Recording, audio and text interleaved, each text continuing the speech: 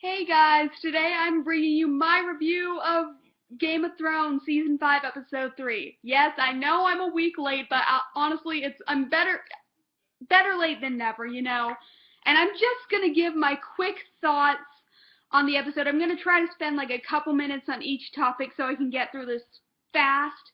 Though tonight's episode of Game of Thrones, I will do my normal reviews, though so yeah. And I will do the Game of Thrones review on Sunday night. I've just been lazy lately, so yeah. Okay, basically, Arya's Faceless Men training begins. I have to say, I liked it in the books, but that was one of the storylines I was kind of bored with, and I just always wanted like the chapter to go by really fast so I could, get to the next chapter. So yeah, it was interesting, the books, but I didn't, and it held my interest, but it wasn't my favorite part, though I think that in the show it'll be more interesting because we get to see it. So yeah, and I have to say, the scene where she had to get rid of all her things, that was like really sad. Then when she had to get rid of Needle, I was so sad. It's like, it also was nice to see her sad. I know that's weird to say, but like I thought I didn't want Arya to be cold and emotionless, and she was showing emotion and like she had teared up, and I was like, yay, she still feels. So that made it good. But the best part is that she didn't get rid of her sword. She hid it. Now, we know she's still going to do her Faceless Men training, but she's not ready to give up her old identity yet. Especially since she's lost so much. Like, that needle reminds her of happy times, when she actually was with her family. And, like, I can understand her not wanting to throw that away. So, yeah. The Faceless Men stuff is interesting. Okay, this section, I was just so uncomfortable. Margaery and Tommen get married. It was a cute, lovely wedding scene. Margaery's dress was beautiful, and they consummated their marriage, and I was so uncomfortable watching this. Like, this is not even I don't even get uncomfortable by nude scenes, and there wasn't even any nudity in this scene, but I was so uncomfortable, I couldn't look at the screen. I was just like, what? I mean, because this never happened in the books. Like, Tommen was like 8 in the books, so it makes sense why they didn't do it in the books, because he's 8, and Cersei would never allow that. But it was just weird on the show, though I should have expected it, but I was just like, weird. And the conversation after, and basically Margaery's gonna use her body to convince Tommen to do things for her. Though she doesn't do it for evil. She does it because she wants to be queen, and she wants Cersei out of the way. Not by killing, just like gone. And basically Tommen is trying to convince Cersei to go back to Casterly Rock, and Cersei's like, no, this is my home now, which, yeah. So, yeah. And then there's a Margaery Cersei scene, and she's like, oh, I might be pregnant soon, and I'm just like, it's just so weird. Oh, my goodness. That was just a weird section. It was interesting, but I was just like, what? I still can't believe that Tommen and Margaery actually had sex. Like, just, oh my gosh, it was really uncomfortable. Ugh. Okay, and next we see the Boltons at Winterfell. Yeah, and they're making plans for Ramsay's marriage. And basically, we learned that Sansa's gonna be marrying Ramsay. Oh my goodness. Another thing that didn't happen in the books. And, it was actually, in the books, Ramsay married Arya Stark. Jane Poole, Sansa's friend, poses as Arya Stark. And he marries her, so that, but obviously Jane Poole's not really a character at all in the show. I mean, she was mentioned once. We saw her in the first episode, and then her character went away. So it makes sense why they switched it to Sansa, but still, it's like, no, Sansa's gonna marry this monster. Though the best part of that whole situation is that when she was being escorted to her rooms, one of the old serving maids, she's like, the North remembers, and I was like, yeah, hell yeah, they remember. So yeah, and then also we get a Podrick Brienne scene, and we basically we learn of their backstories. Podrick's backstory is very interesting, and Brienne also talks about her time, like, about Renly, how Renly was the only guy sincerely being nice to her, and I was like, oh, that was a touching scene. So yeah, okay, the next section, obviously Stannis is still offering Jon Snow his lordship, not a lordship, like a legitimization, but, you know, Jon Snow, he took a vow, and he's keeping that vow, and the Starkmen, they keep their vows, though Robb Stark didn't, and that ended up biting him in the ass, unfortunately, so yeah.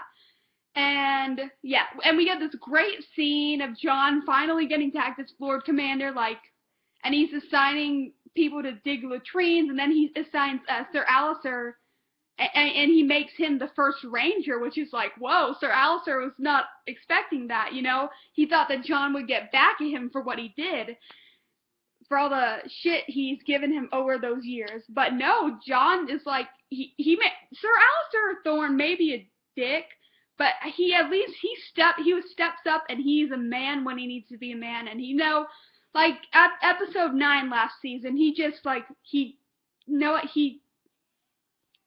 fought with his men, and yeah, it was like, and he gave that awesome speech, so it's like, I at least respect him for that.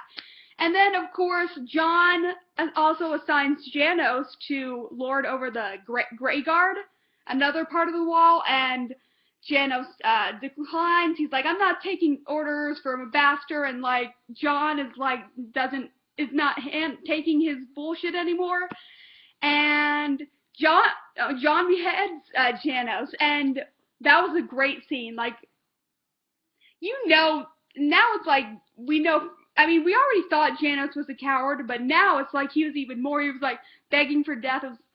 He was like, please have mercy on me. It's like, nope, Jon is tired of your shit, and he beheaded him, which was great. Good riddance. I hated Sir Janos, but I have to say, this is why I love the Starks, because they're the Starkmen, because they're real men. They can cut off a man's head with one swing. Ned did that in the series premiere with Ice. Robb did it in season 3 when he had to behead Lord Stark in one swing, and now Jon did it. And I'm sure if Bran could actually walk, he would be able to do that. And Rickon, when he's older, I'm sure he'll be able to do that too. So that's what I love about the Starks. The Starks, I freaking love the Starks. So yeah.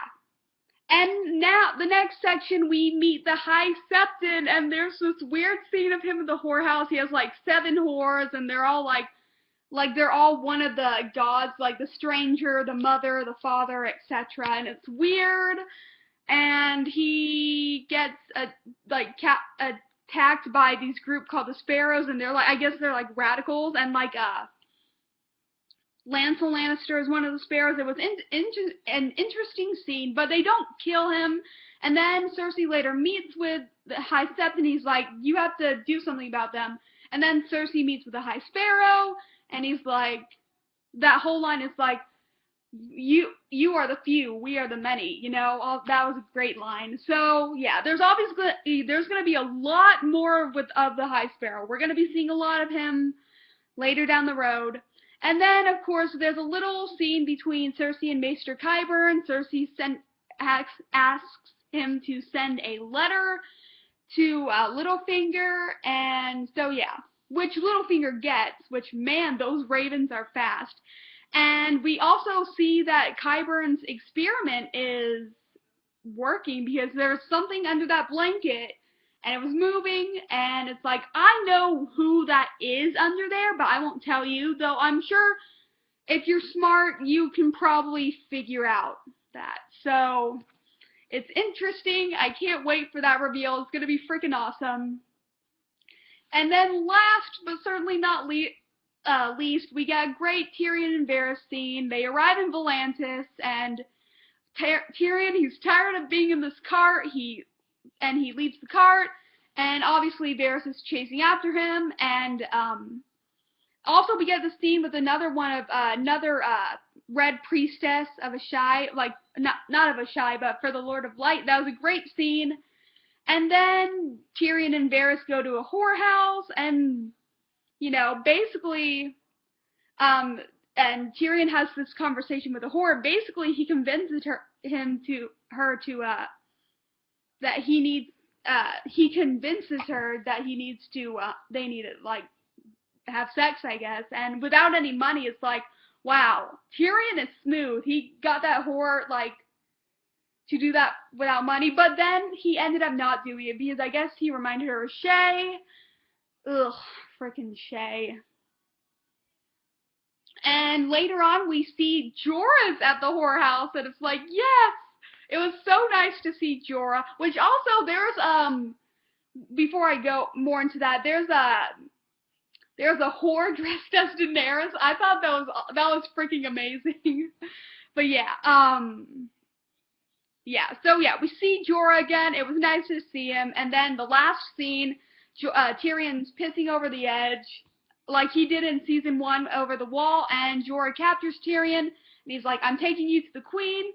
And, like, I've watched some other reviews, and they're like, oh, they're taking him to Cersei. I'm like, thinking, no, you idiots. He's obviously taking him to Daenerys. So, yeah, that's how the episode ends. And overall, I really enjoyed this episode. A huge improvement over episode 2. And I would say it's better than the season premiere. So it's definitely my favorite. It's episode 3, then 1, then 2. So yeah. And tonight's episode, we're just going to see more of the Sons of the Harpy, and like, we're going to finally meet the Sand Snakes, etc. Really looking forward to it. And also, I have to do my little funeral, for episode 2, I don't remember who died. It was just a bunch, I think some random people. And for this episode, RIP Janos Slint, you were a coward. You will not be missed, though the actor who plays you was really good. So, yeah. Okay, so what do you guys think of this episode?